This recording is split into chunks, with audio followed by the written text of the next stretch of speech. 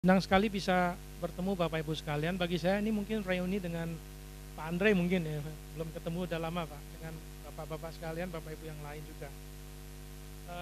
Nama saya Nawi, saya akan mempresentasikan tentang social determinant of health. Tadi minta Pak Laksono untuk memberikan sedikit persepsi tentang konsep ini, konsep determinan sosial. Saya kira pada saat ini semakin penting karena selama ini kita terlalu berorientasi pada medis atau klinis untuk menyelesaikan suatu permasalahan kesehatan. Padahal kita sadari bahwa ternyata banyak sekali faktor-faktor non medis yang bisa mempengaruhi kondisi kesehatan seorang pasien atau sebuah populasi. Jadi mudah-mudahan Bapak Ibu nanti lebih banyak interaktif ya, walaupun saya ada banyak slide, tapi silakan kalau ada pertanyaan langsung ditanyakan saja. Ini rencana saya akan saya sampaikan kalau waktunya mencukupi nanti. Jadi konsep dari sosial epidemiologi. Jadi kalau kita bicara tentang determinan sosial, kita tidak bisa lepas dari sosial epidemiologi. Itu satu cabang dari epidemiologi. Yang kedua adalah konsep sosial inequalitas. Jadi ketidakadilan sosial. Itu yang akan kita lihat beberapa konsep atau kerangka dasarnya. Dan kita akan melihat bagaimana hubungannya dengan kesehatan dari hasil-hasil penelitian.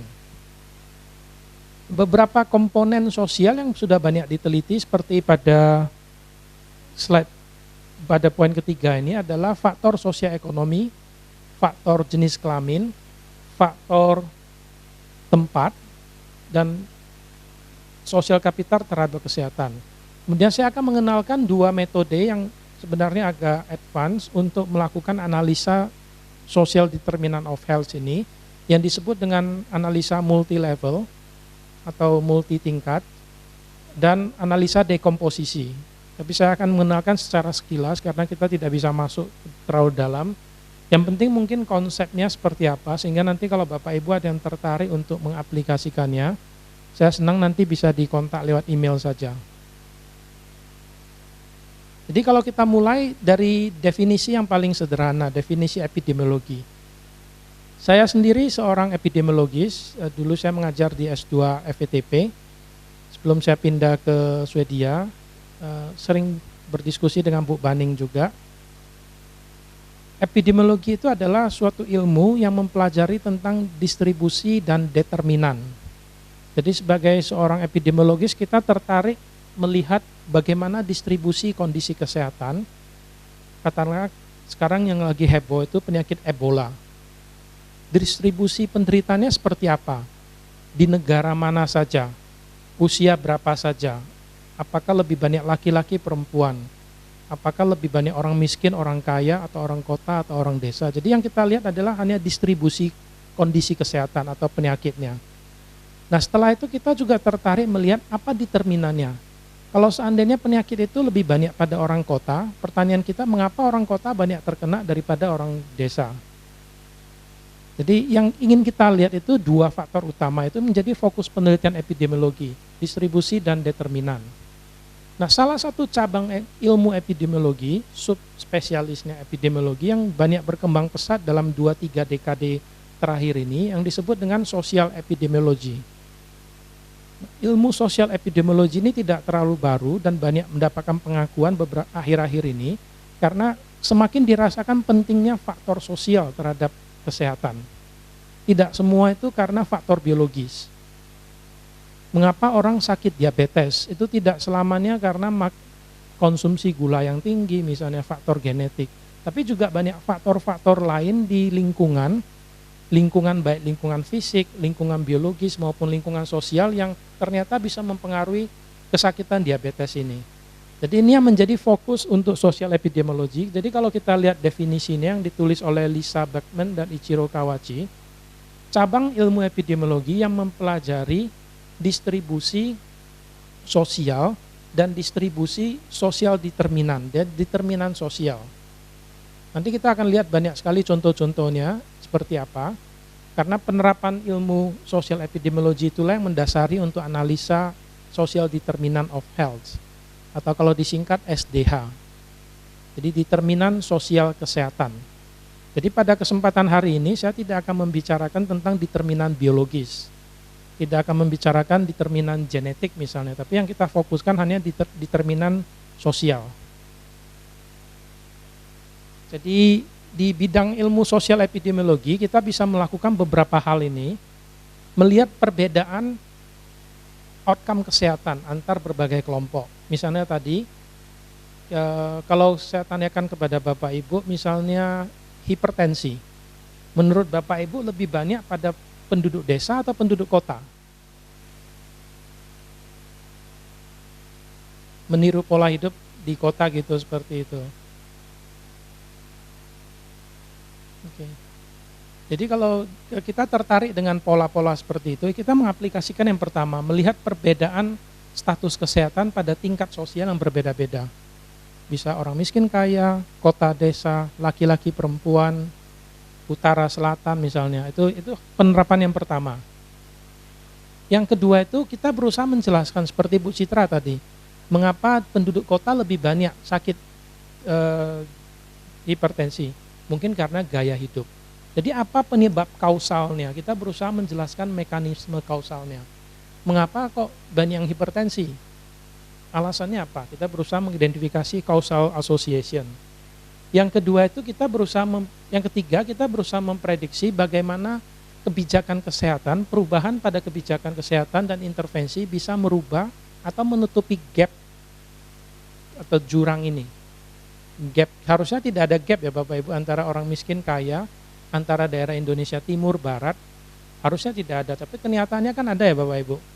Kalau Bapak Ibu mungkin ada yang dari daerah Timur Indonesia, angka kematian bayi itu kan masih tinggi sekali di sana. Itu kan harusnya tidak boleh, harusnya sama, rendah atau nol sama sekali. Tapi kenyataannya ada, jadi dengan ilmu sosial epidemiologi ini kita bisa melihat bagaimana konteks-konteks kebijakan yang bisa dilakukan, sehingga bisa menutupi jurang atau gap antara berbagai kelompok masyarakat ini. Nah, sosial epidemiologi itu sebenarnya tidak murni ilmu epidemiologi, tapi merupakan interaksi dari berbagai ilmu. Jadi banyak dipengaruhi misalnya ilmu sosiologi, ilmu ekonomik, ilmu politik, dan antropologi. Nah, satu indikator sosial epidemiologi yang banyak diteliti adalah ini, sosial kapital. Kalau diterjemahkan ke bahasa Indonesia itu apa ya? Modal sosial ya, mungkin Bu Supri itu ahlinya ya modal sosial. Jadi kami baru melakukan satu penelitian di Swedia, hubungan sosial kapital dengan self-rated health. Kalau misalnya Bapak Ibu ditanyakan, bagaimana Bapak Ibu menilai kesehatan Bapak Ibu sendiri hari ini? Apakah sangat buruk, biasa aja, baik, atau sangat baik? Nah, Bapak Ibu bisa memilih salah satu di antara jawaban ini. Nah, hasil penelitian kita menunjukkan ternyata jawaban yang Bapak Ibu pilih ini dipengaruhi oleh modal sosial Bapak Ibu. Nah, salah satu yang sudah kita tunjukkan, orang yang cenderung banyak berinteraksi dengan lingkungan, cenderung merasa lebih sehat dibandingkan dengan orang yang lebih introvert misalnya, tidak berinteraksi dengan lingkungan. Jadi itu satu contoh, ada disparitas, ada kesenjangan hanya pada indikator penilaian terhadap status kesehatan kita hari ini dipengaruhi oleh modal sosial kita.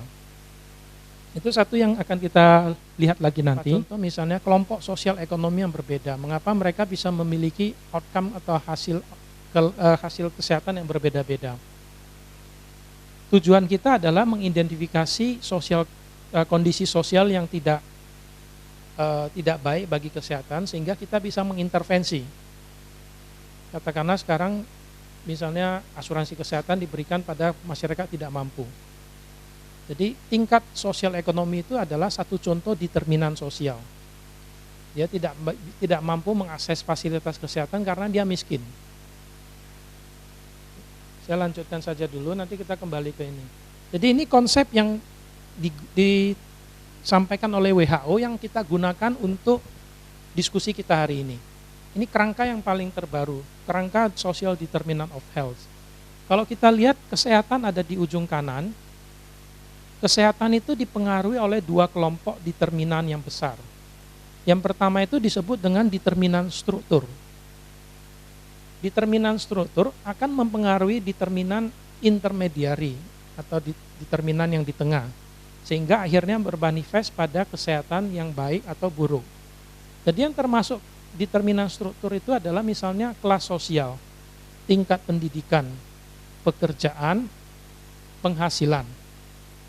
Orang miskin kaya itu akan memiliki keluaran kesehatan yang berbeda-beda karena miskin kaya itu sendiri bisa mempengaruhi banyak hal di sini, di tengah-tengah. Kondisi miskin atau kaya akan mempengaruhi banyak hal di tengah yang akhirnya akan bermanifest jadi kesehatan yang buruk misalnya. Misalnya orang miskin cenderung memiliki perilaku yang lebih buruk, misalnya lebih banyak merokok, katakanlah. Sehingga suatu saat akan terkena penyakit paru. Jadi ada rangkaian ceritanya dari determinan struktur menjadi determinan intermediari atau tengah sampai pada outcome kesehatan. Nah, pada kuliah hari ini saya akan fokus pada contoh beberapa determinan struktur ini, edukasi, pendidikan, pekerjaan, dan sebagainya. Nah, di samping indikator yang bersifat individu ini, tingkat pendidikan, income itu pada level individu, kita juga bisa melihat indikator yang lebih bersifat makro di lingkungan kita, di negara kita, ya, jadi yang bersifat kebijakan. Misalnya kebijakan sosial tentang perumahan misalnya akan mempengaruhi semua hal yang ada di belakang ini juga. Jadi ini kerangka konsep yang nanti akan kita gunakan, saya akan berikan beberapa contoh nantinya. Nah, sebelum kita masuk lebih lanjut, kita coba bedakan antara dua istilah ini. Kadang sering terjadi salah paham antara apakah saya menggunakan istilah health inequality atau health inequity. Kedengarannya hampir sama ya Bapak Ibu ya, tapi konsepnya beda. Kalau kita mengatakan health inequality, itu artinya tidak equal atau terjadi disparitas. Jadi kalau kita melihat ada disparitas atau kesenjangan antara laki-laki dan perempuan, misalnya dalam perilaku merokok. Prevalensi merokok laki-laki di Indonesia, data Riskesdas terakhir saya kira hampir sekitar 60-70%. Pada wanita di bawah 5%. Jadi angka 60 dan angka 5 itu berbeda, itu yang kita sebut inequalitas. Jadi ada disparitas, dia berbeda. Nah, tapi kalau disparitas yang kita amati itu terjadi secara sistemik karena faktor-faktor tertentu, maka terjadilah inekuitas. Bisa diikuti Bapak Ibu? Jadi pertama ada inekualitas dulu, ada beda. Tapi kalau karena perbedaan itu terjadi karena adanya diskriminasi misalnya. Diskriminasi jenis kelamin, diskriminasi kelompok sosial ekonomi. Nah, misalnya satu contoh yang cukup jelas di India. Di India berlaku sistem kasta. Ada kasta yang lebih tinggi, kasta yang lebih rendah, dan sebagainya. Kalau Bapak Ibu lihat outcome kesehatannya, kasta yang lebih tinggi itu cenderung kesehatannya lebih baik dibandingkan kasta yang lebih rendah. Nah, kalau menurut Bapak Ibu itu adil enggak? Tidak adil ya. Karena terlahir sebagai kasta tinggi atau rendah itu kan bukan pilihan pribadi, karena itu sesuatu yang sudah ada. Nah, kalau ada perbedaan tingkat kesehatan antara kasta tinggi dengan rendah, itu yang kita sebut inekuitas. Jadi terjadi karena adanya diskriminasi suku atau ras misalnya. Jadi adanya perbedaan status kesehatan yang sistemik. Hanya karena dia berbeda kasta, itu jadi sistemik. Socially produced. Ini contohnya jelas sekali. Kasta itu sesuatu yang bersifat sangat sosial. Mungkin kasta tertentu tidak boleh akses pelayanan kesehatan ke fasilitas tertentu dan sebagainya. Tidak adil, sebenarnya bisa dihindari dan tidak perlu. Jadi kalau kejadian itu memenuhi persyaratan ini, artinya perbedaan itu karena tidak adil, sebenarnya bisa kita hindari, itu yang kita sebut dengan health inequity. Jadi tidak adil, ketidakadilan sosial. Kalau Bapak Ibu lihat di satu contoh misalnya, akses terhadap pelayanan kesehatan di Indonesia. Kalau ada yang dari daerah timur nggak Bapak Ibu? Contoh yang bagus sekali. Bu Baning dari daerah mana, Bu? Kulon Progo, Bu. Kalau Ibu bayangkan kecamatan yang paling terpencil di Kulon Progo, sampai ke rumah sakit terdekat berapa jam, Bu? 2 jam. Beda sekali, Pak ya, 3 hari dengan 2 jam. Jadi karena faktor geografisnya itu terjadi perbedaan pola kesehatan. Jadi Bapak katakan misalnya cakupan imunisasi. Kalau Bapak bandingkan yang dekat dengan kota dengan yang di terpencil, beda nggak, Pak? Nah, jadi itu aplikasi ini saya kembali ke slide ini. Cakupan imunisasi itu berbeda tergantung dari tempat tinggal. Yang dekat kota tinggi, yang jauh rendah. Jadi ada disparitas di sini, ada perbedaan. Nah, pertanyaannya mengapa perbedaan itu bisa terjadi? Bapak mencoba mengidentifikasi mungkin karena jarak. Benar ya Pak ya? Nanti kalau yang tinggal jauh rendah, yang tinggal dekat tinggi, berarti kan kemungkinan jarak menjadi penentu. Sehingga kebijakan apa yang akan Bapak sarankan, Pak? Sebelum tesis, Pak. Langsung kebijakan, Pak, kira-kira. Tingkat pendidikan yang sangat rendah. Penghasilannya sangat rendah. Perilaku yang tidak sokol terhadap kesehatan. Akhirnya dampaknya kesehatannya buruk. Terjadi disparitas. Jadi kerangka berpikir ini bisa kita gunakan untuk menjelaskan apa yang ada Bapak lihat tadi.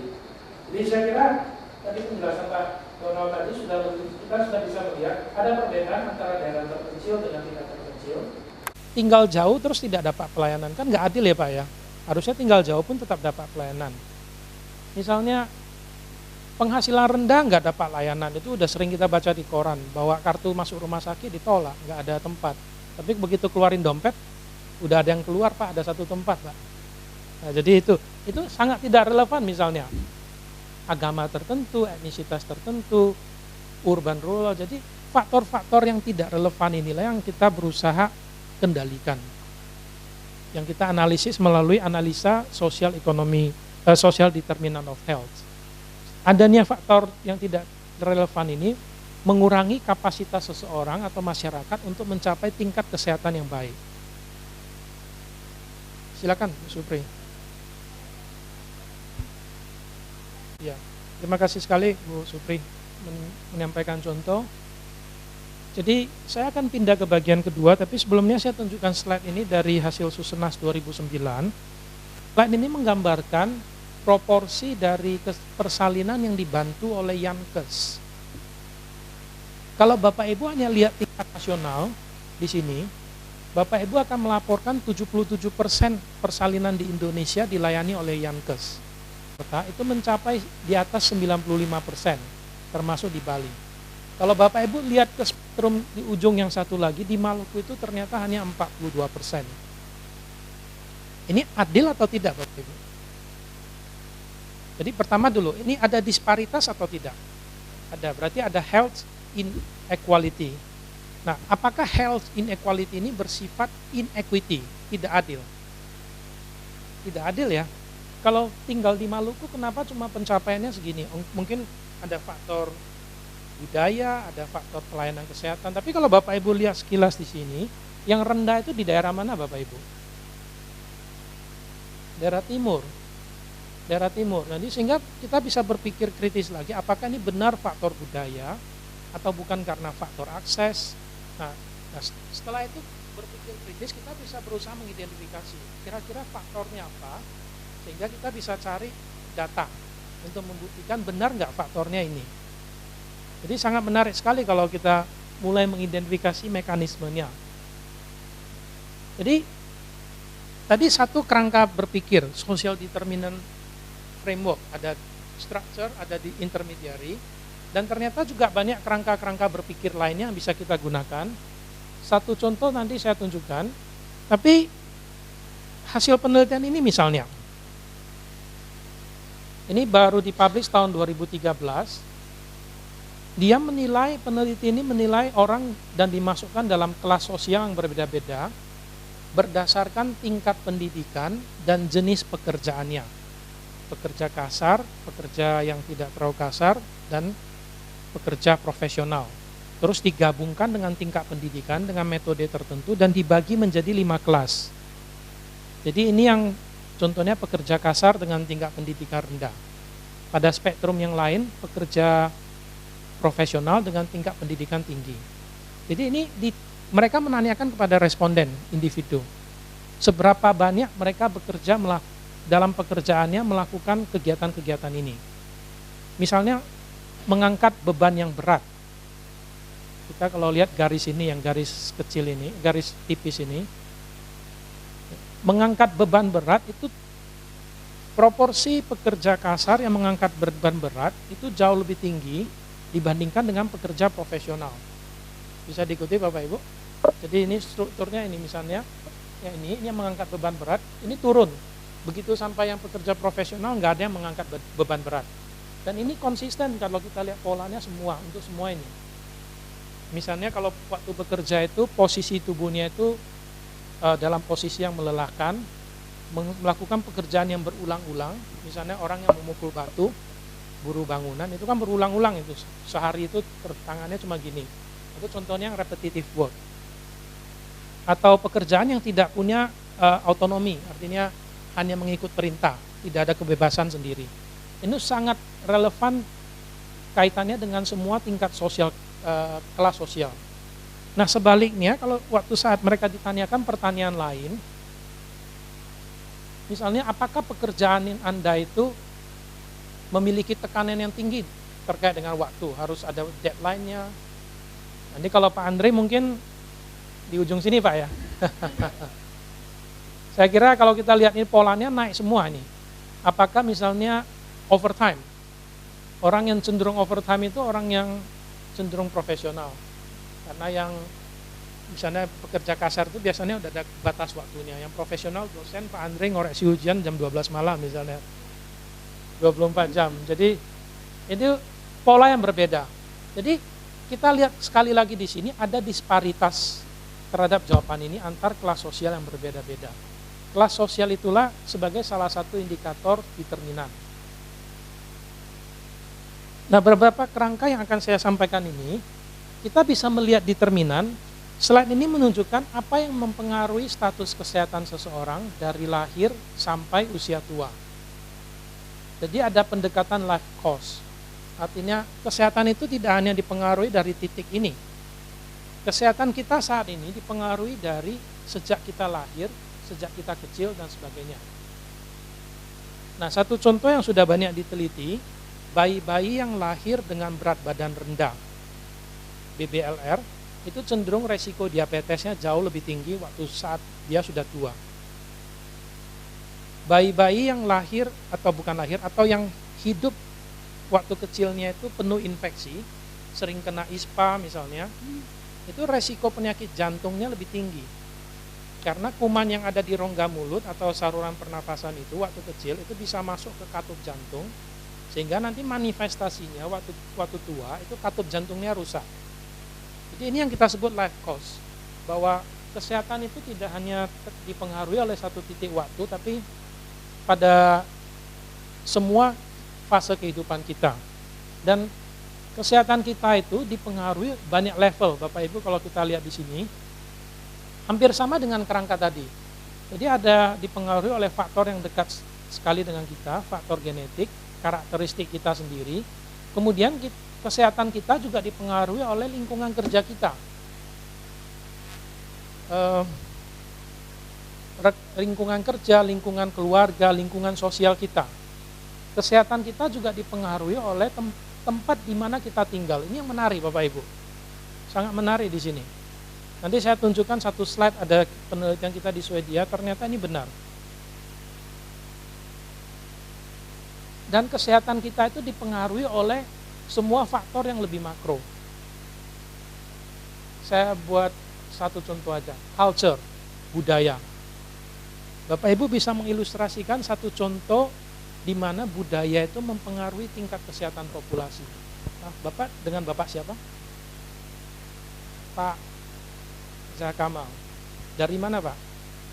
Riau. Budaya untuk ibu melahirkan di Riau bagaimana?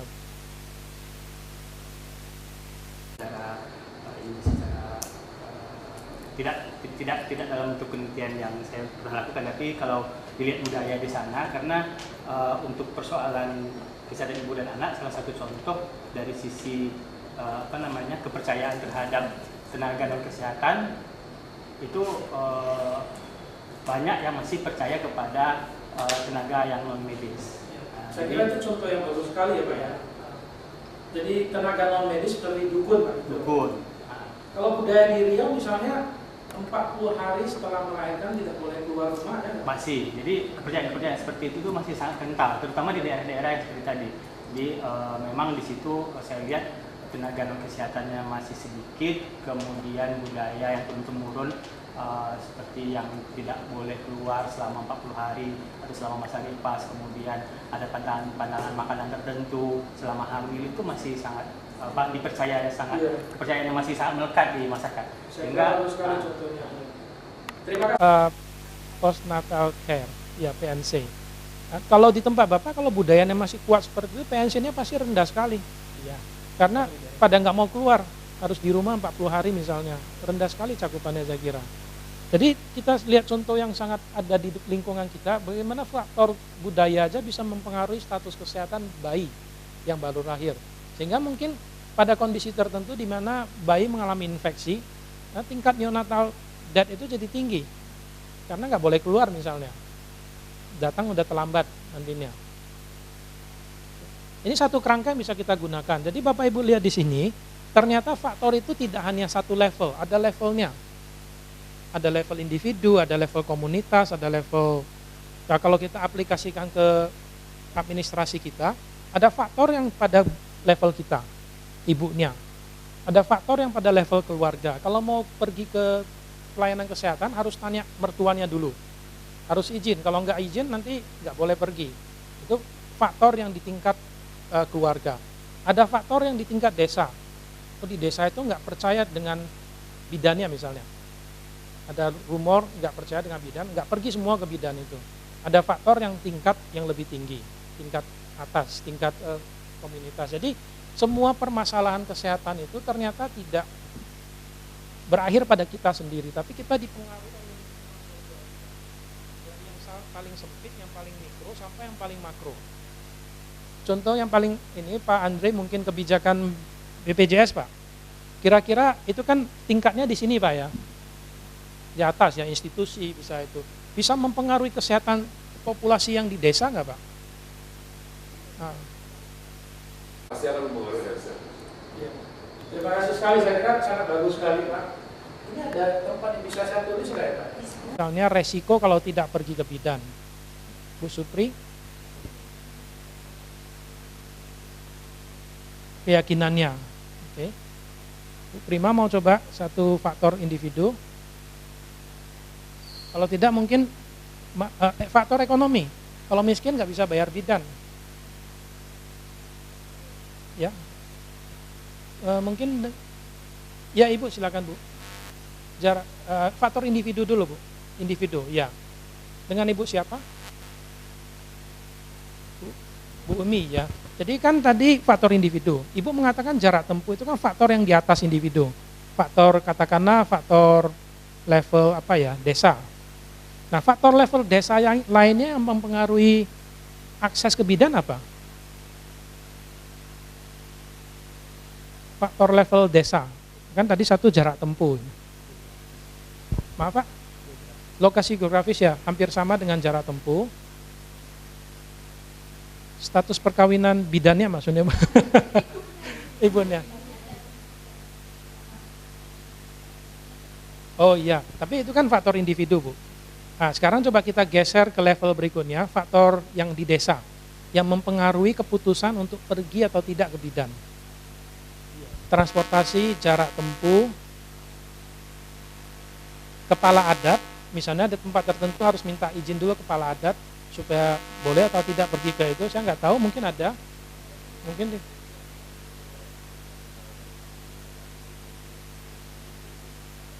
iya. Jadi itu faktor pada level itu. Naik lagi, selain faktor desa, kita naik ke faktor kabupaten langsung. Faktor kabupaten apa yang mempengaruhi akses ke pelayanan kesehatan oleh bidan misalnya? Kebijakan penempatan bidan desa. Faktor nasional, naik lagi satu tingkat. Produksi bidan desa, berapa bidan yang diproduksi per tahun? Sudah bisa Pak? Terima kasih. canggih. Kalau saya di UMI itu masih gini, kalau ini salah tak giniin. Bisa juga. Oh iya, bersih. Jadi okay. Tadi kita lihat ini pada level individu ya, ini ibu. Ibu di sini ada pakai pelayanan nakes enggak waktu bersalin? Ya, sekali contoh-contoh. Ada faktor desa. Kemudian ada faktor kabupaten, ada faktor nasional. Ya, jadi kita lihat determinan itu tidak hanya pada satu level, ada level yang di atas, di atas, di atasnya. Determinan yang levelnya individu, antar setiap ibu-ibu kan beda-beda. Status perkawinannya beda, usianya beda, pendidikannya beda, itu beda-beda karena levelnya individu. Tapi determinan yang di tingkat desa itu sama untuk semua ibu-ibu yang tinggal di desa tersebut. Setuju nggak Bapak Ibu? Kalau di desa itu tidak ada bidan, berarti semua ibu-ibu yang di desa itu akan tidak punya akses ke bidan. Determinan yang tingkat di kabupaten akan sama untuk semua orang yang tinggal di kabupaten tersebut. Jadi kita lihat determinan itu banyak level. Nah, padahal kalau kita biasanya menggunakan regresi, kita tulis regresi Y sama dengan A tambah BX gitu ya biasanya ya. Yang paling simpel ya. Ya, regresi sederhana. Y itu adalah dia memakai nakes atau tidak outcome-nya. A-nya apa B-nya misalnya variabel individu status perkawinan. Katakanlah kita mau melihat lagi variabel yang kedua, usia misalnya, usia ibu. Jadi ini ada variabel pertama, ada variabel kedua, dan kita bisa membuat banyak sekali variabel.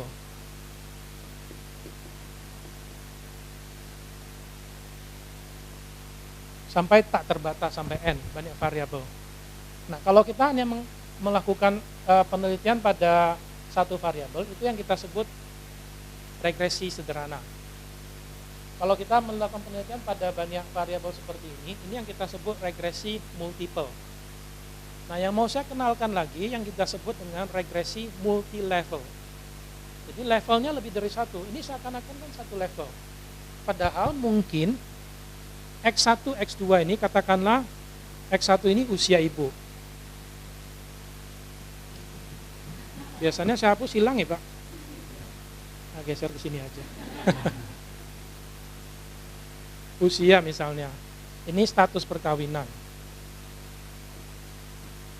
X3 ini katakanlah ada tidaknya bidan di desa. Bidan ada atau tidak. Nah, bidan ada atau tidak itu kan bukan determinan individu. Itu determinan tingkat desa. Nah, kalau kita tidak melakukan analisa multi level, kita melakukan analisa regresi biasa, hasilnya tidak optimal. Jadi yang benar sebenarnya kita harus memilah-milah, inilah determinan tingkat individu. Ini mungkin determinan tingkat desa, dan seterusnya. Ini determinan tingkat mana yang atasnya lagi. Jadi ini yang kita disebut analisa multi level, karena level prediktornya ini tidak sama. Ada yang individu, ada yang di atasnya, ada yang di atasnya lagi, dan seterusnya. Jadi nanti ini akan saya kenalkan secara singkat konsep ini, dan bagaimana melakukannya mungkin tidak sempat kita demonstrasikan ini, tapi Bapak Ibu kalau tertarik nanti bisa kita bicara lebih lanjut via email juga. Kemudian ini satu contoh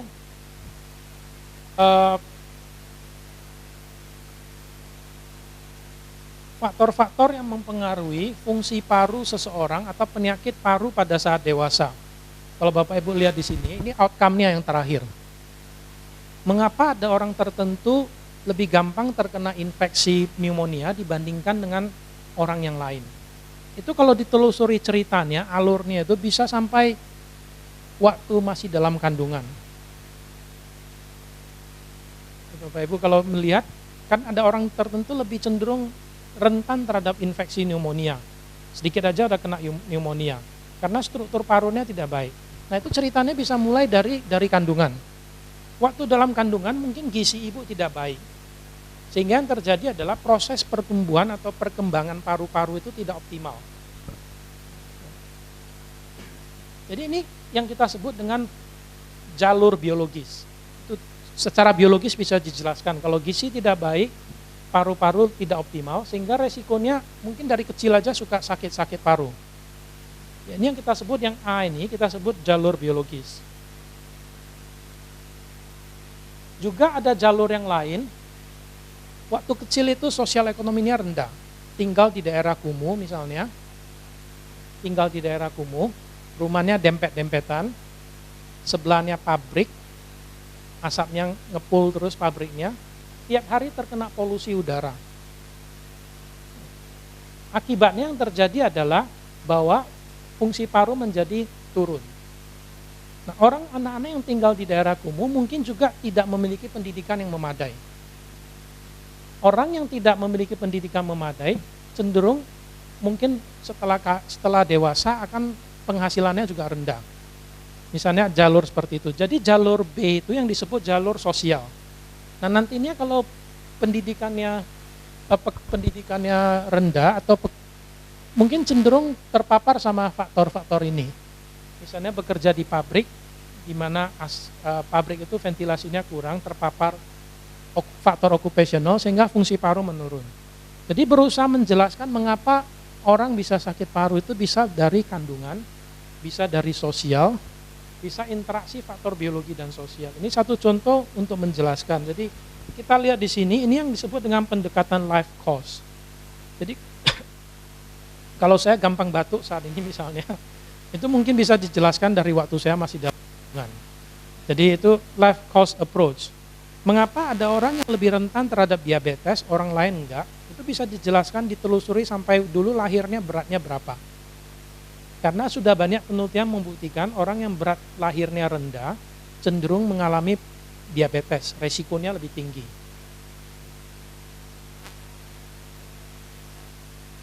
Oke, mungkin mau istirahat 5 menit Bapak Ibu? Lanjut biar selesai cepat Pak. Oh gitu. Oh ya.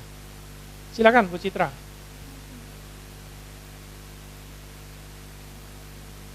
Sayangnya pendekatan life cause approach tidak bisa banyak dilakukan di Indonesia. Alasannya mengapa Bapak Ibu? Datanya nggak ada. Coba Bapak Ibu kita bisa nelusuri nggak? Kita sekarang mau survei, Bapak Ibu mau survei di Sleman misalnya. Ambil sampel di Sleman. Mau neliti diabetes. Dan faktor yang ingin diteliti adalah berat badannya dulu berapa lahir. Ada register di bidan nggak berat badan itu? Nggak ada. Kalau ditanya, bisa nggak Bapak? Dulu Bapak lahirnya, Ibu lahirnya berapa kilo? Bisa aja mungkin, tapi banyak yang nggak tahu. Kalaupun tahu mungkin sudah bias. Ya, jadi banyak sekali faktor yang mempengaruhi. Itu sayangnya metodenya, benar kalau yang mau dilakukan adalah metodenya dengan panel study. Tapi sayangnya di Indonesia saya kira belum ada yang memiliki data seperti itu. Nah mungkin Bapak Ibu pernah dengar daerah penelitian Purworejo. Ya, di Purworejo mungkin bisa. Karena 14 tahun yang lalu kita mengukur berat badan bayi yang baru lahir di survei kecil. Ada sekitar ratusan bayi diukur berat badannya. Nah sekarang mereka kan sudah SMP. Nah kalau kita bisa menemukan mereka lagi, kita ukur fungsi paru, kita ukur fungsi diabetesnya, itu bisa dilakukan. Nah tapi masih bisa menemukan orangnya enggak gitu, itu pertanyaannya.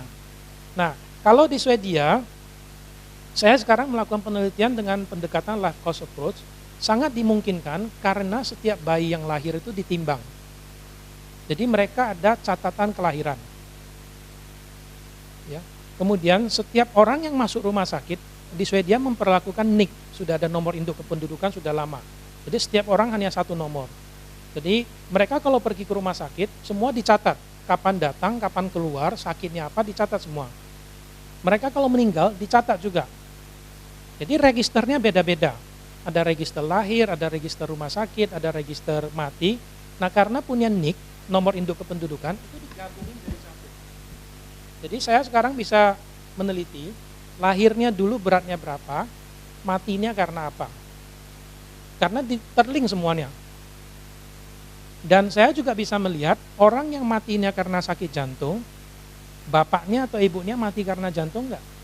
Karena kita tahu hubungan atau relasi keluarganya.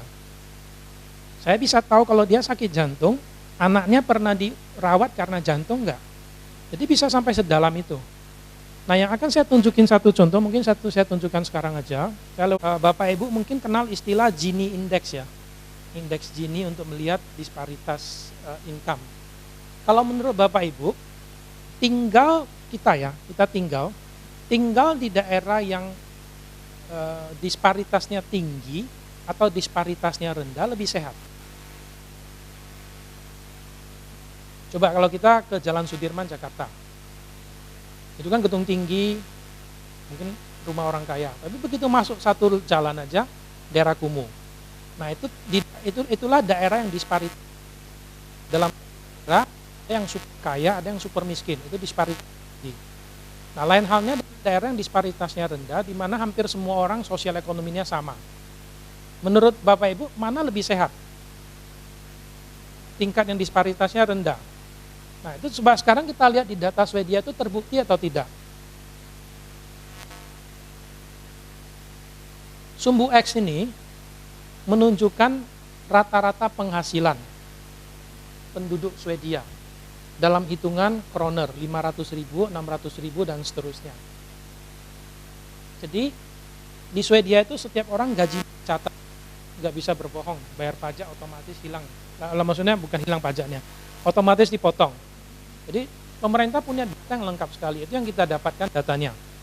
Jadi pada sumbu X ini kita menggambarkan median income penduduk. Nah, Bapak Ibu lihat bulat-bulat ini. Bulat-bulat ini menunjukkan satu community, municipality, katakanlah desa, satu level desa. Ya.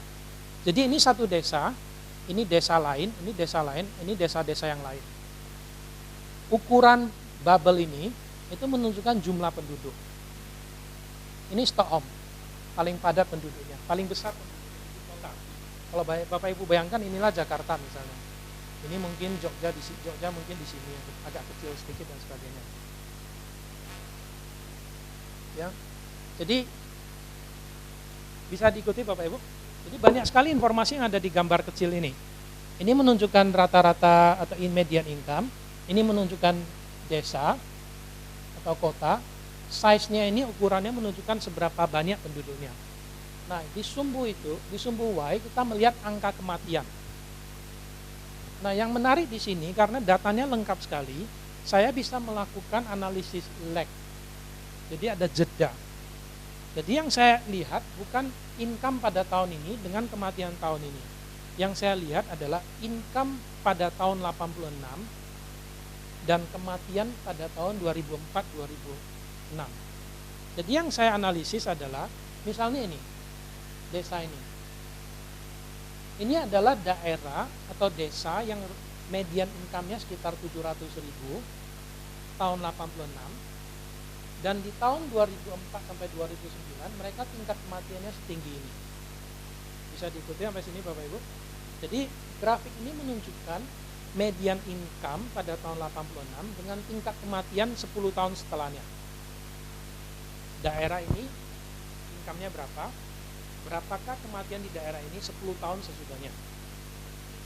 20 ya. Ya, 20 tahun sesudahnya. Jadi ada lag effect. Nah, sekarang kalau Bapak Ibu tanpa melihat warna dan ukuran itu, cuma lihat sebaran titik-titiknya. Ada pola nggak Bapak Ibu? Kalau Bapak Ibu saya minta menarik garis regresi. Satu garis yang melewati hampir semua titik. Bapak Ibu akan nariknya di mana? Apakah garisnya di sini?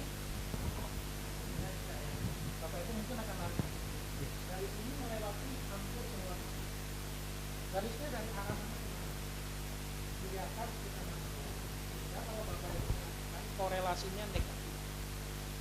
Jadi ada korelasi yang negatif antara tingkat penghasilan dengan kematian.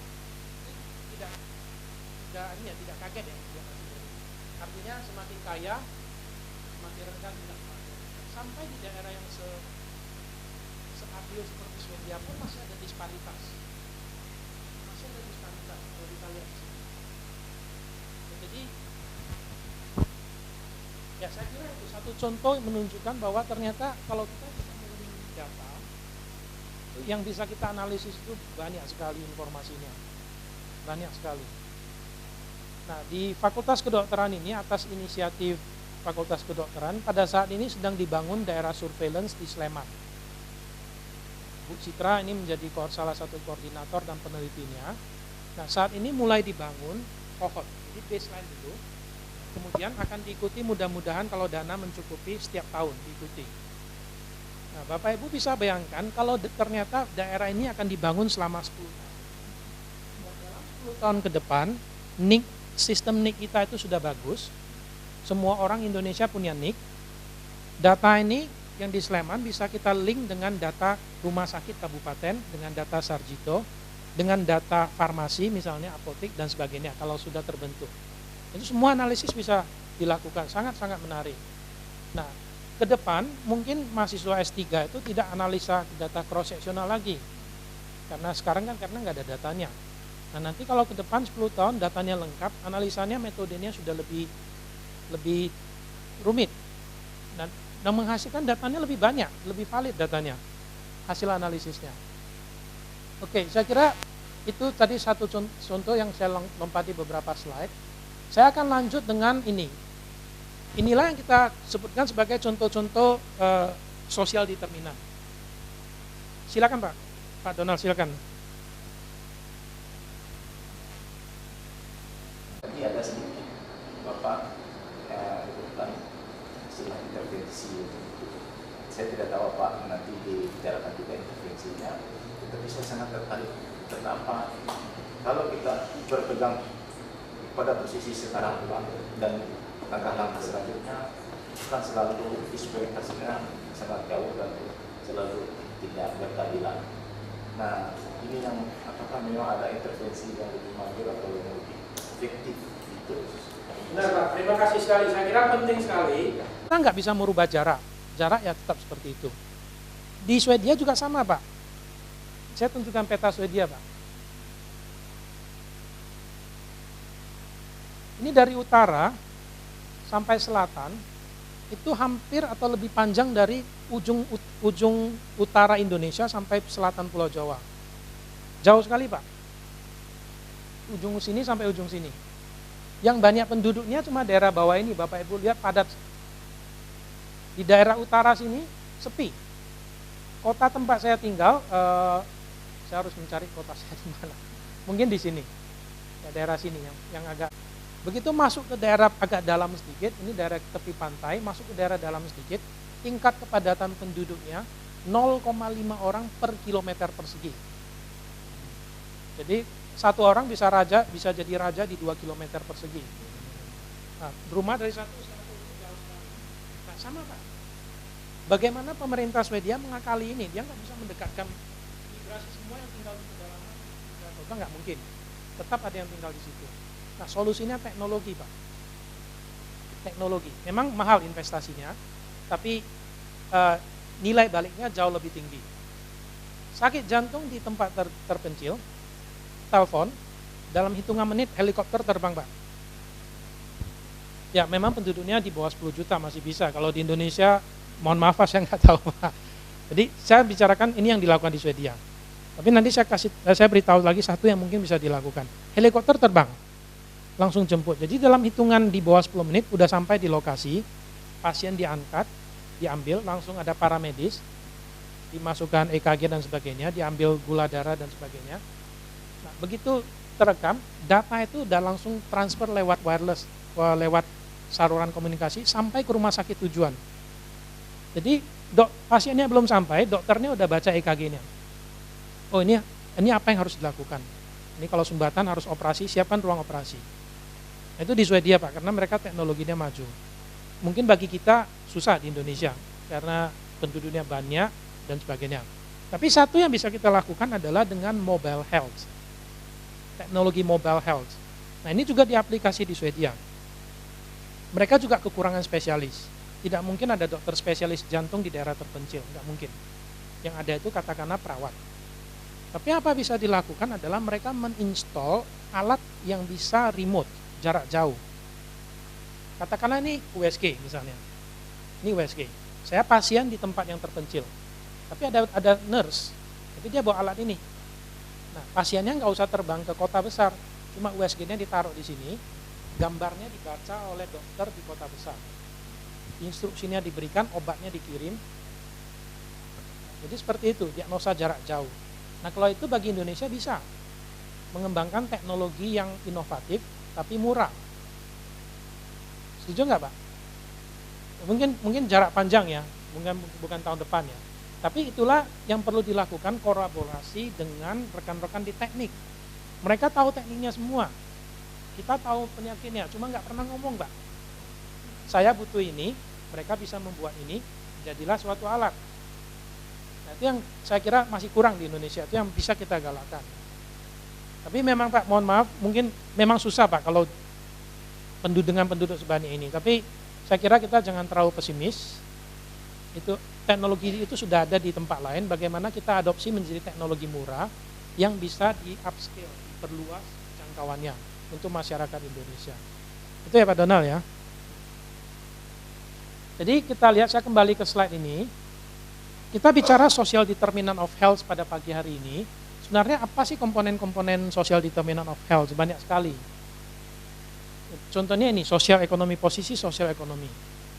Kalau Bapak Ibu meneliti, ingin mengetahui status sosial ekonomi, apa indikator yang Bapak Ibu pakai? Mungkin Ibu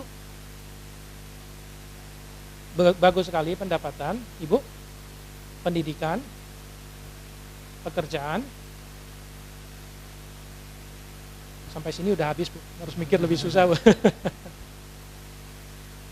Mungkin Bapak dulu. Oke. Jadi banyak sekali indikator yang bisa dipakai. Ini mungkin kalau kita lihat di sini, mungkin bisa pakai aset. Kita tanyain, punya ternak enggak, punya TV enggak, punya laptop enggak, dan sebagainya. Itu bisa, satu cara. Lantainya apa, atapnya apa, dindingnya apa. Ya, kalau orang rumah lantainya tanah, atapnya bambu, dindingnya triplex, itu mungkin jadi sosial ekonomi kaya enggak? Kan enggak mungkin. Jadi ada satu teknik yang kita sering gunakan, dan digunakan oleh Bank Dunia juga, yang disebut Principal Component Analysis. Jadi kita tanyain macam-macam. Lantainya apa, dindingnya apa, atapnya apa, air minumnya apa, BAB di mana, mohon maaf. Punya TV, punya ternak, punya tanah, punya perhiasan, kita tanyakan semua. Masukkan ke analisis, keluar satu variabel, penduduk dibagi 5. Dari yang paling miskin sampai paling kaya. Itu yang dilakukan oleh World Bank juga, Bank Dunia. Itu yang kita sebut dengan aset. Itu saya kira cukup stabil. Ya, cukup stabil, tapi itu cenderung lebih merefleksi tingkat sosial ekonomi jangka panjang.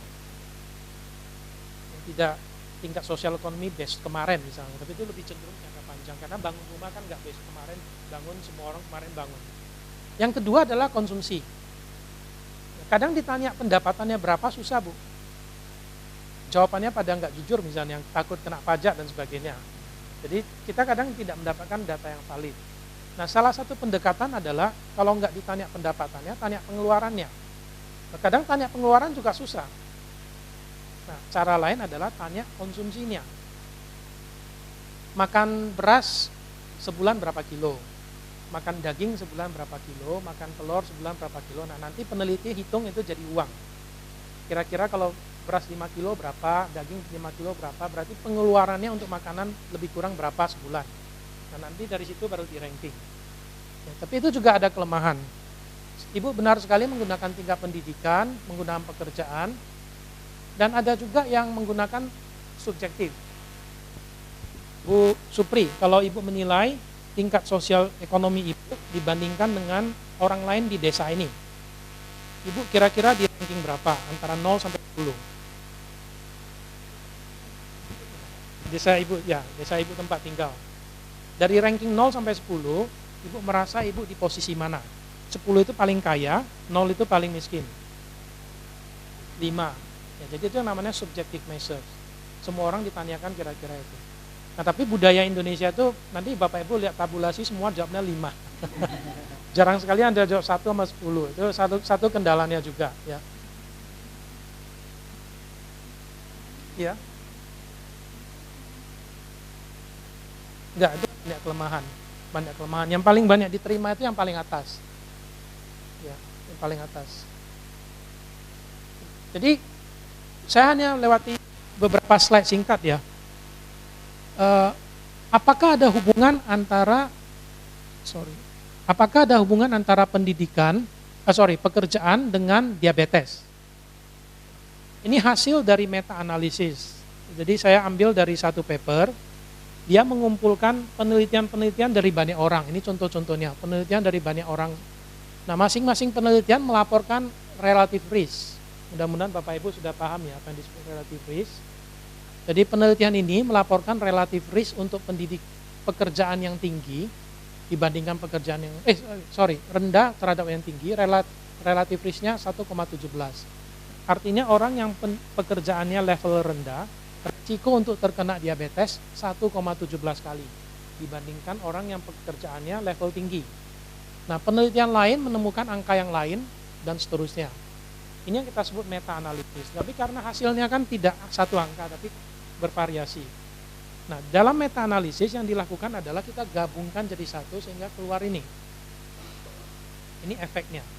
Jadi efeknya adalah orang yang pekerjaannya levelnya rendah, resiko untuk diabetes itu 30% dibandingkan dengan orang yang pekerjaannya tinggi. Jadi di sini sekali lagi menunjukkan pekerjaan itu suatu sosial determinan yang sangat penting untuk terhadap diabetes. Slide yang sama, tingkat pendidikan rendah dibandingin tinggi. Orang yang tingkat pendidikannya rendah, resiko untuk diabetes 40%. Saya langsung ke sini ya Bapak Ibu ya, ini sama aja semua penelitian terus digabungin jadi satu. Orang yang pendidikannya rendah, resiko untuk diabetes 40%. Jadi sekali lagi pendidikan itu faktor yang sangat berpengaruh terhadap kejadian diabetes. Sama halnya dengan income. Orang yang income-nya rendah, resiko untuk diabetes 40%. Jadi sekali lagi dari 3 slide ini menunjukkan 3 faktor ini sangat penting terhadap kejadian diabetes. Dan ini didapatkan dari penelitian banyak orang di negara yang berbeda-beda. Hasilnya cenderung sangat konsisten. Nah, ini hasil penelitian saya dengan menggunakan data Swedia. Saya teliti itu adalah prevalensi yang ini adalah prevalensi hipertensi di Swedia. Mohon maaf ini gambarnya kurang jelas, tapi sebelah kiri adalah laki-laki, sebelah kanan adalah perempuan. Garis-garis ini menunjukkan prevalensi hipertensi dari di sini 16% sampai 58%. Ya, ini tahun yang berbeda-beda. Datanya lengkap dari tahun 90 sampai tahun 2010. Jadi saya melakukan trend analisis, melihat trennya dalam 20 tahun yang berbeda. Nah, 3 garis yang berbeda-beda ini menunjukkan tingkat pendidikan.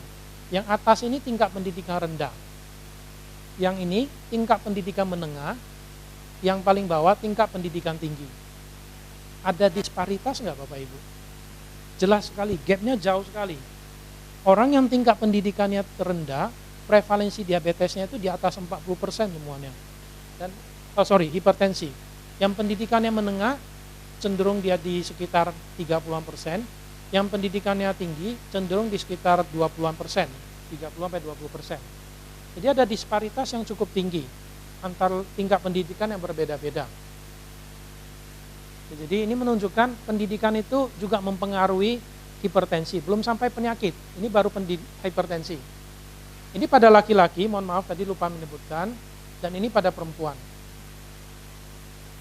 Nah, kalau Bapak Ibu lihat trennya pada laki-laki, tren pada laki-laki, kejadian hipertensi itu cenderung turun atau meningkat dalam 20 tahun ini.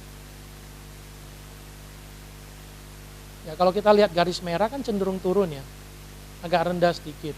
Yang garis ini juga agak fluktuatif tapi cenderung lebih turun. Tapi yang meningkat itu di orang yang pendidikan rendah. Ternyata belakangan ini ada sesuatu yang terjadi. Ini yang lagi kita teliti, apa kira-kira faktor yang menyebabkan ini meningkat tinggi. Dan itu tidak hanya pada laki-laki, tapi juga pada perempuan juga ada peningkatan di sini. Walaupun sedikit. Ini saya lanjutkan slide-nya. Ini kalau kita lihat di sini, proporsi yang melaporkan pengobatan hipertensi. Kembali, ini yang pendidikan rendah, pendidikan menengah, pendidikan tinggi. Nah, ini kita senang sekali lihat gambar ini. Ternyata orang yang pendidikannya rendah banyak yang melaporkan pengobatan. Jadi walaupun mereka resikonya lebih tinggi, prevalensinya lebih tinggi, tapi banyak dari mereka yang melaporkan pengobatan juga. Ini yang persen kontrol, berapa yang terkontrol hipertensinya tidak terlalu ada perbedaan.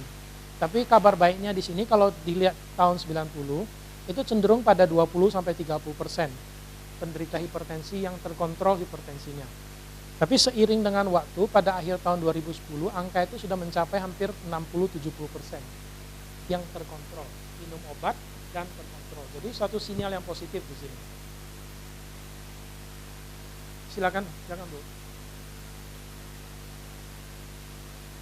Tidak dapat jawab ya, kemungkinan itu pasti ada di survei.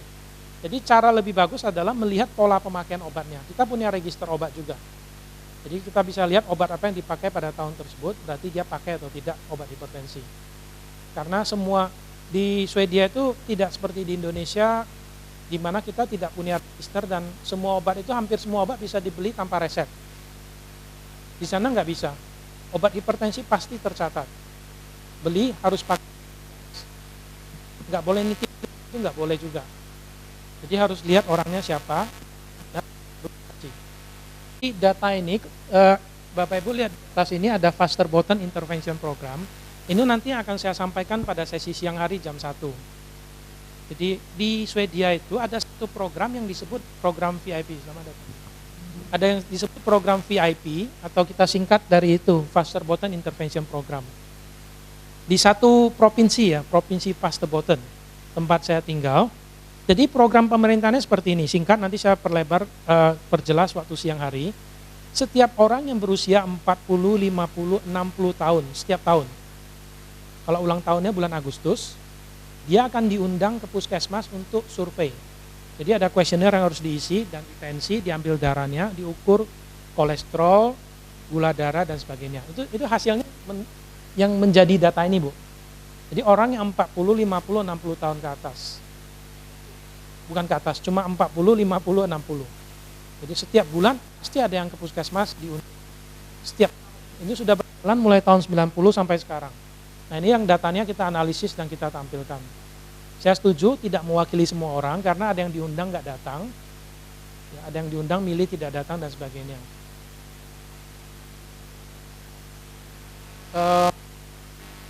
Saya mungkin tampilkan satu slide ini. Data Sakerti ya, mungkin Bapak Ibu kenal data Sakerti juga ya. Tahun 90, diulang 97, diulang 2003, diulang 2012. Jadi 2007. Udah ya. Jadi Sakerti, survei aspek kehidupan rumah tangga. Jadi saya punya satu mahasiswa di S3 di Swedia, orang Iran, dia menggunakan data ini untuk tesis S3-nya. Nah, tadi saya dapat titipan juga dari dekanat untuk memberi informasi kepada Bapak Ibu. Untuk S3 itu sebenarnya sangat memungkinkan menggunakan data sekunder. Data Sakerti itu banyak sekali, kuesionernya segini. Jadi mahasiswa saya hanya cuplik sedikit variabel. Nah, saya ceritakan ini hasilnya. Jadi yang diambil dia itu adalah berat badan dan tinggi badan. Nah, Bapak Ibu yang dari gizi kalau mendengar berat badan dibagi tinggi badan keluarnya indeks massa tubuh.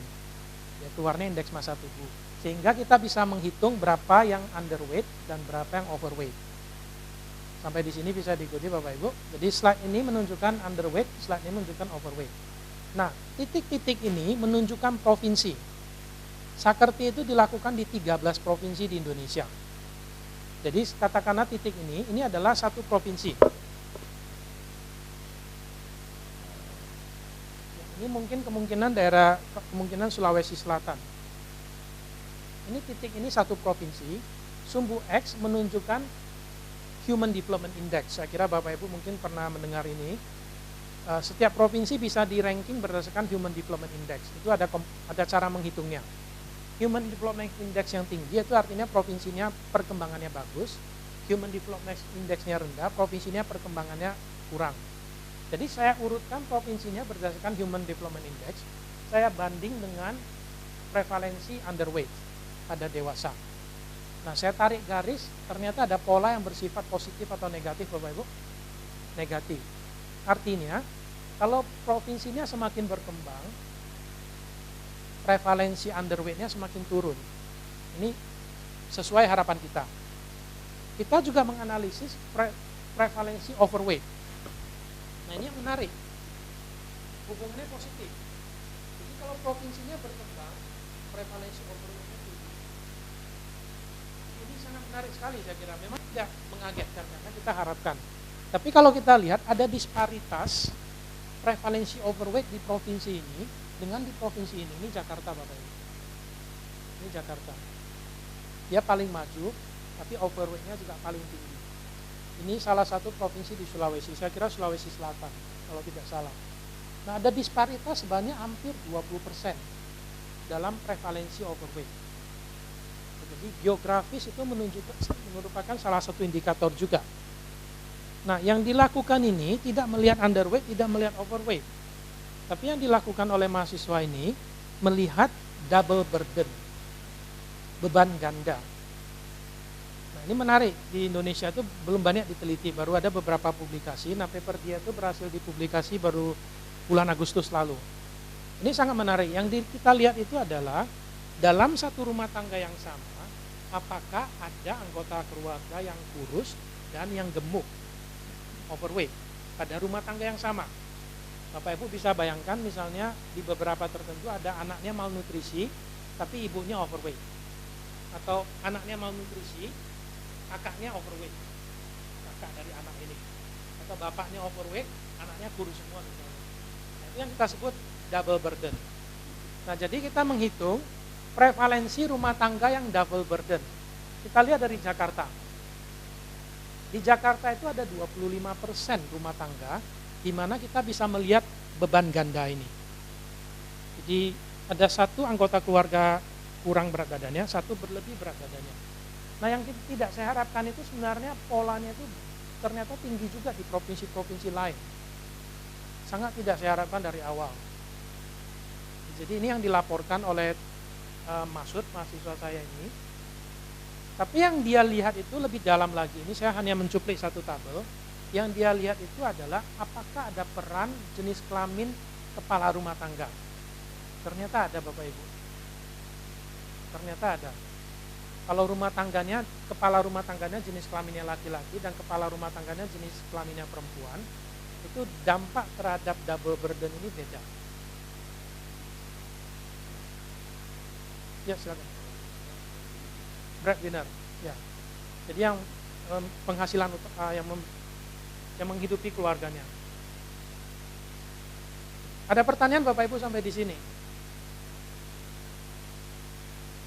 Coba mungkin karena kita bicara sosial determinan, duduk terlalu lama itu sosial determinan enggak ya?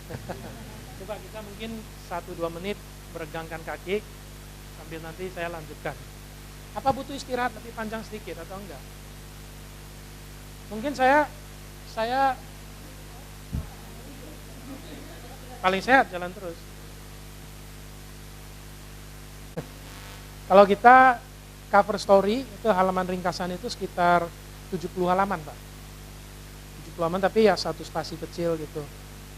Nanti kalau siang mungkin kalau saya bisa downloadin satu, saya tunjukin satu kayak apa bentuknya. Mari kita lanjutkan ya Bapak Ibu ya. Dan nanti bisa selesai sebentar lagi. Nah, tadi saya sampaikan bahwa terima kasih Pak. Saya sampaikan bahwa kita punya akses data yang cukup luas. Salah satu data yang bisa Bapak Ibu download juga gratis tanpa bayar adalah data SAGE. Kalau Bapak Ibu ada yang tertarik untuk penelitian tentang aging, penuaan. Tapi sayangnya Indonesia nggak ada datanya. Yang ada datanya dari ini, China, Ghana, India, Meksiko, Rusia, sama Afrika Selatan.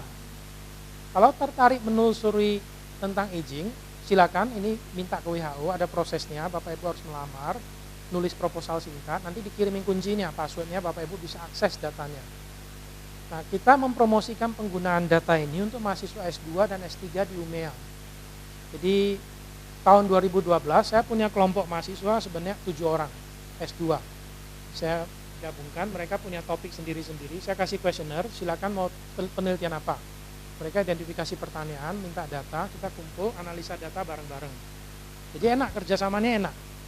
Terus tahun lalu saya punya mahasiswa 11 orang, S2. Polanya sama. Tapi topik yang dianalisis beda-beda. Nah, ini satu paper yang sedang kita tulis tentang disabilitas. Kan orang tua semakin tua mungkin disabilitasnya semakin tinggi ya. Jadi bagaimana kita mengukur disabilitas? Di kuesioner tersebut ada 6 pertanyaan. Menanyakan apakah dalam 30 tahun, 30 hari terakhir Bapak Ibu punya kesulitan untuk berjalan 100 meter. Ya, sulit sekali, ya sulit, tidak apa-apa. Seperti itu skalanya. Ada kesulitan mandi sendiri enggak? Ada kesulitan berpakaian sendiri enggak? Ada kesulitan jongkok, berlutut, berdiri. Nah, jadi ada 6 pertanyaan seperti itu. Kita gabungkan sehingga kita tahu prevalensi disabilitas. Nah, kita fokus ya Bapak Ibu, mungkin fokus di Ghana dulu. Paling tua adalah 85+. Kemudian batang yang berwarna gelap itu laki-laki, yang berwarna terang itu perempuan. Oke. Jadi laki-laki perempuan pada usia yang berbeda-beda. Kemudian sumbu Y ini menunjukkan persentasi disabilitas. Oke, persentasi disabilitas. Sekarang saya kembalikan ke Bapak Ibu, kalau melihat Ghana, lebih banyak laki-laki atau perempuan yang melaporkan disabilitas? Perempuan ya, karena yang muda ini kan perempuan, yang hitam ini laki-laki. Kalau kita lihat pada setiap kelompok umur lebih banyak perempuan yang melaporkan disabilitas, benar ya Bapak Ibu? Laki-laki lebih sedikit. Nah, garis padat ini menunjukkan prevalensi pada laki-laki, garis titik-titik menunjukkan prevalensi pada perempuan. Nah, kalau melihat usia semakin meningkat, prevalensi semakin meningkat. Setuju Bapak Ibu? Ya, jadi kita memaklumi karena semakin tua semakin banyak permasalahan. Tapi yang ingin saya tunjukkan adalah gap di antara laki-laki perempuan. Kalau Bapak Ibu lihat di Ghana garisnya, pada setiap kelompok umur itu konsisten atau membesar atau mengecil? Konsisten. Artinya gap pada laki-laki perempuan itu cenderung konsisten. Di mana yang mengecil Bapak Ibu? Di South Africa. Ini yang perempuan garisnya, ini yang laki-laki. Pada usia muda itu ada perbedaan sebesar 20%. Ini 40 dan ini 20%. Jadi perempuan muda di Afrika Selatan itu 40% melaporkan punya masalah.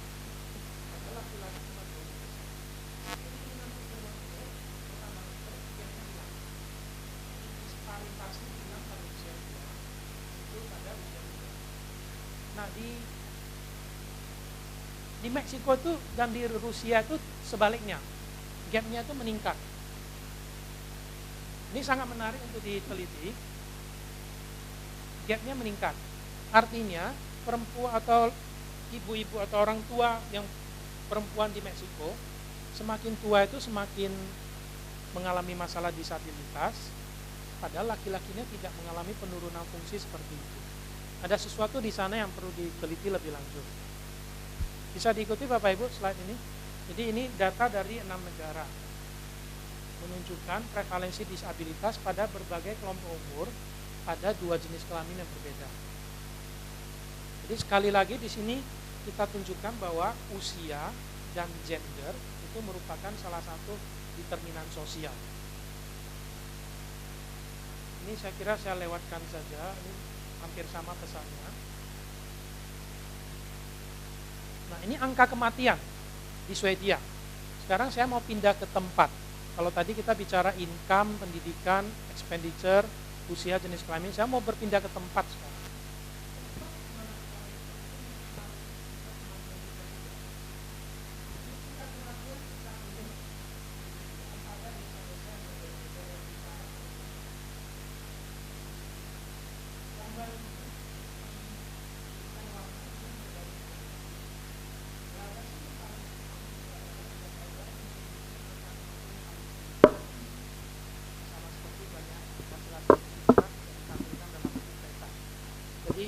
Daerah sini ini menunjukkan tempat kematian yang paling tinggi.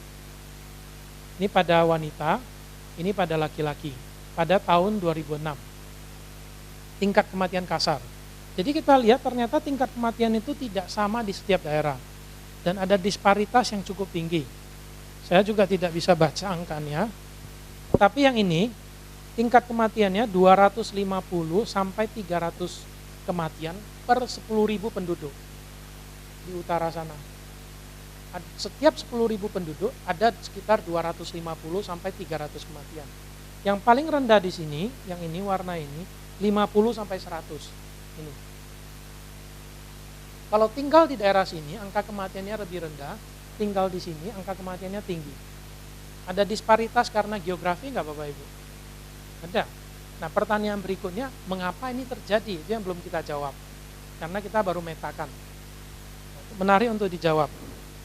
Yang berikutnya lagi, ini adalah tingkat kematian karena penyakit jantung. Ini lebih parah lagi. Kita fokus pada yang di sini aja, oh ya ini semua ya. Ini pada laki-laki, mohon maaf. Ini laki-laki, tapi pada tahun yang berbeda-beda. Ini tahun 92, tahun 2000, tahun 2006. Ya. Jadi semakin gelap, tingkat kematiannya semakin tinggi, semakin terang, tingkat kematiannya semakin rendah. Kalau Bapak Ibu lihat tren waktunya, semakin ke tahun 2006, angka kematiannya semakin rendah. Berarti program prevensi penyakit jantung itu berhasil di Swedia secara keseluruhan. Tingkat kematiannya turun. Saya menggunakan gradasi yang sama. Jadi ini bisa dibandingkan antar tahun. Jadi kita lihat daerah ini yang kematiannya tinggi di tahun 92, ternyata pada tahun 2006 tingkat kematiannya udah turun. Oke.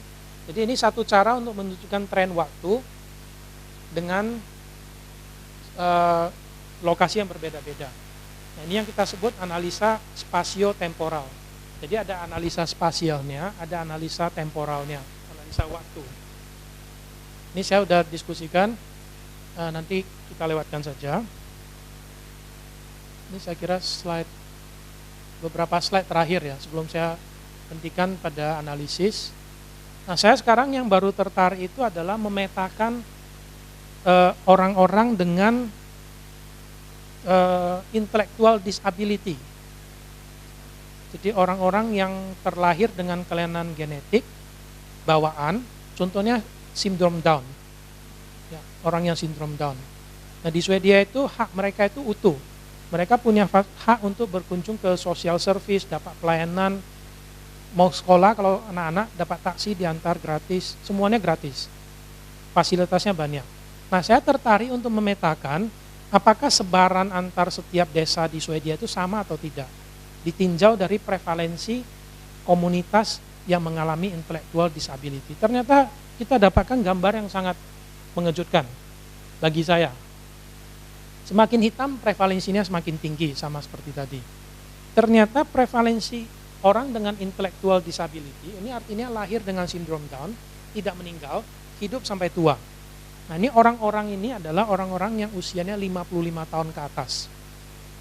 Jadi ini hanya pada orang tua, tidak pada anak-anak. Data saya terbatas hanya pada orang tua. Prevalensi intellectual disability pada usia orang tua, ternyata saya lihat banyak sekali terkonsentrasi di daerah utara. Lebih banyak di daerah utara daripada di daerah selatan. Ini satu temuan yang cukup menarik. Karena daerah utara itu penduduknya lebih sedikit, sumber dayanya lebih sedikit.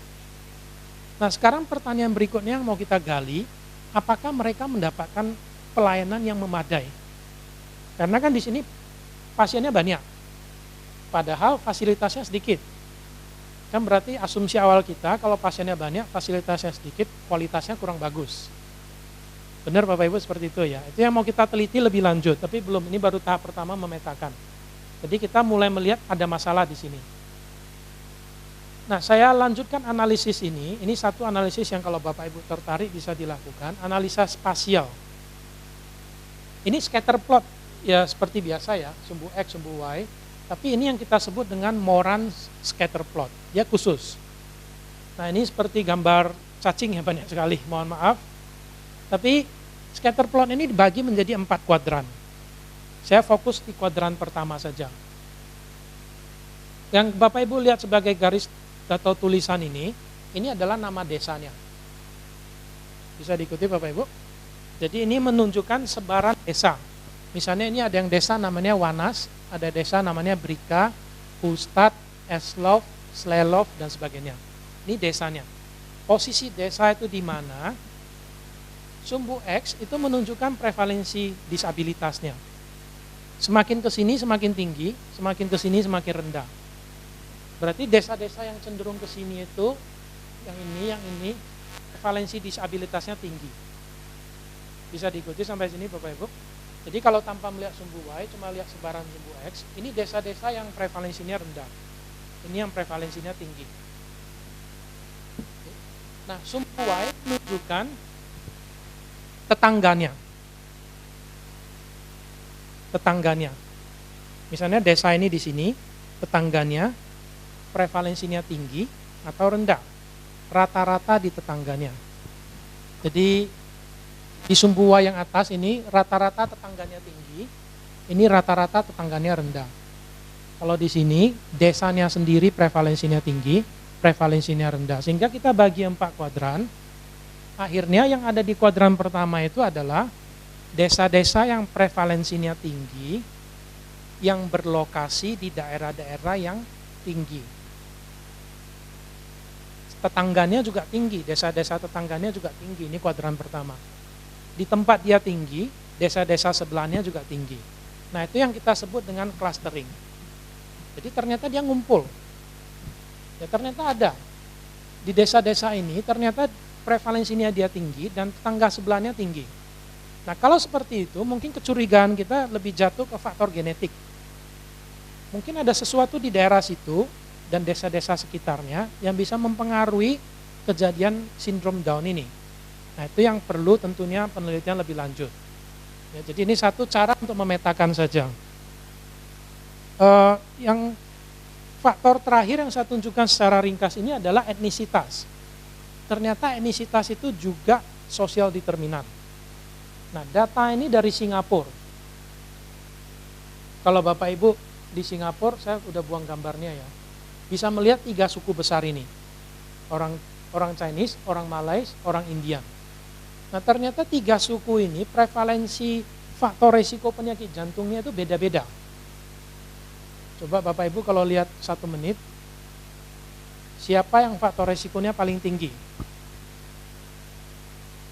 Siapa yang paling tidak sehat?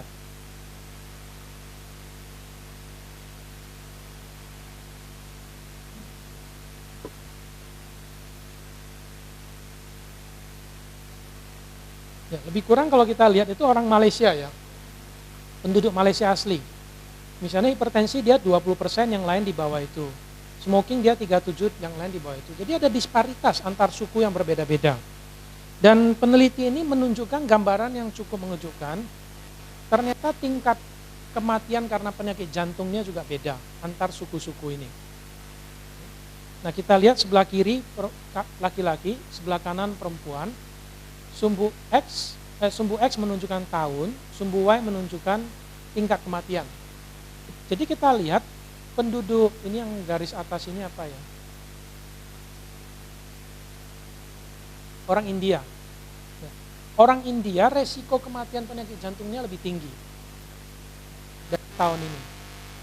Walaupun tadi prevalensinya lebih rendah sedikit dari orang Malaysia. Jadi ada disparitas antar suku. Oke.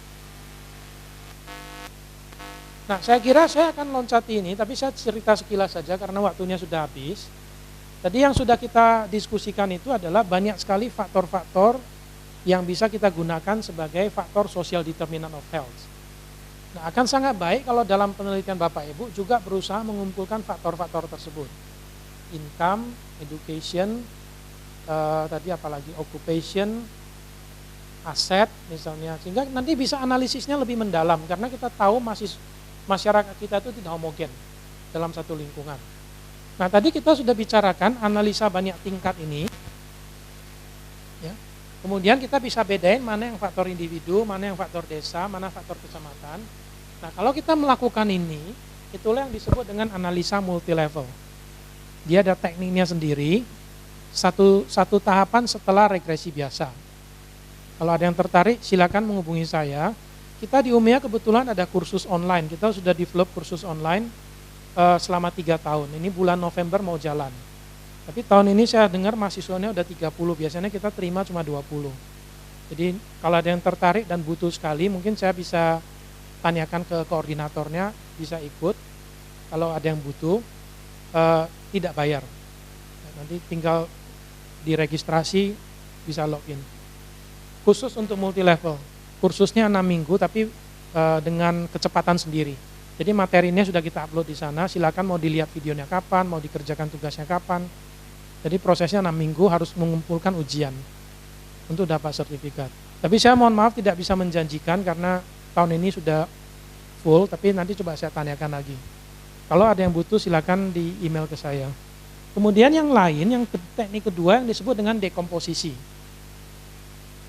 Nah, dekomposisi itu tadi kita lihat ada disparitas antara laki dan perempuan. Benar? Katakanlah misalnya prevalensi merokok laki-laki 60%, prevalensi merokok perempuan 5%. Berarti ada disparitas sebesar 55%. Nah, teknik dekomposisi itu adalah teknik yang digunakan untuk mengidentifikasi apa yang menjadi prediktor selisih tersebut. Bisa diikuti Bapak Ibu? Kalau biasanya, kalau Bapak Ibu ingin membandingkan laki-laki dan perempuan, Bapak Ibu kan buat regresi ya, 3 dan seterusnya. Untuk male.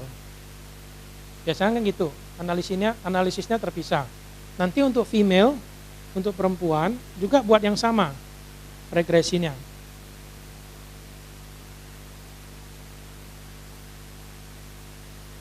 Seperti ini, jadi ada 2 regresi. Nah, teknik dekomposisi ini, yang dianalisis itu bukan regresi masing-masing ini. Tapi yang diregresi itu adalah perbedaannya, selisihnya 2 angka ini. Dan kita berusaha mencari prediktor selisihnya, mengapa bisa berbeda laki-laki dan perempuan. Faktor apa yang menyebabkan perbedaan tersebut. Nah, faktor yang bisa digunakan untuk memprediksi, itu yang berusaha kita identifikasi dari persamaan regresi. Jadi prinsipnya sama regresi, tapi variabel dependennya adalah selisih, bukan variabelnya langsung. Jadi selisih antara laki-laki perempuan, selisih antara tingkat pendidikan tinggi rendah, selisih antara urban, desa, dan seterusnya. Jadi itu 2 teknik yang saya kenalkan secara sekilas saja pada kesempatan ini sebagai penutup untuk sosial determinan. Jadi kalau Bapak Ibu tertarik untuk meneliti sosial determinan, silakan analisisnya itu dibawa sampai pada teknik ini supaya hasilnya bagus. Karena teknik ini yang dibutuhkan untuk melihat sosial determinan secara tepat. Jadi ada 2, multi level sama dekomposisi. Mohon maaf saya tidak bisa melanjutkan lebih detail karena waktunya tidak ada. Ada pertanyaan singkat mungkin, 1-2 pertanyaan singkat. Silakan Bu Citra. Bisa saya cari datanya itu, bisa saya cari juga rata-rata income, bisa saya juga paparan arsenik atau apapun kalau saya punya datanya. Nah, kalau datanya saya link, itulah ecological study. Tapi pada saat ini kita belum sampai pada tahap itu. Baru deskriptif, nanti kalau saya tertarik mencari faktor, saya link, itulah kita katakan ecological study. Oke. Silakan Pak Dono, satu pertanyaan terakhir ya sebelum kita tutup. Dari saya ada beberapa handout materi yang mungkin bisa saya share dengan Bapak. Ya silakan Bapak, saya di email aja, nanti saya balas dengan materi tersebut. Yang punya pertanyaan di sesi ini, atau ada yang tertarik untuk mendapatkan bacaan lebih lanjut terkait metode analisis atau tentang social determinant of health, saya punya koleksi artikel-artikel, silakan aja di email ke saya, nanti saya forward kembali. Saya kira itu Bapak Ibu, terima kasih sekali atas perhatiannya. Nanti kita, kalau Bapak Ibu datang jam 1, kita ketemu lagi jam 1. Topiknya nanti pada penyakit kronis. Jadi tidak social determinant of health lagi. Nanti saya coba usahakan kita selesai dalam waktu 1-1,5 jam. Jadi tidak terlalu panjang kuliahnya nanti. Oke? Selamat siang Bapak Ibu, terima kasih. Terima kasih.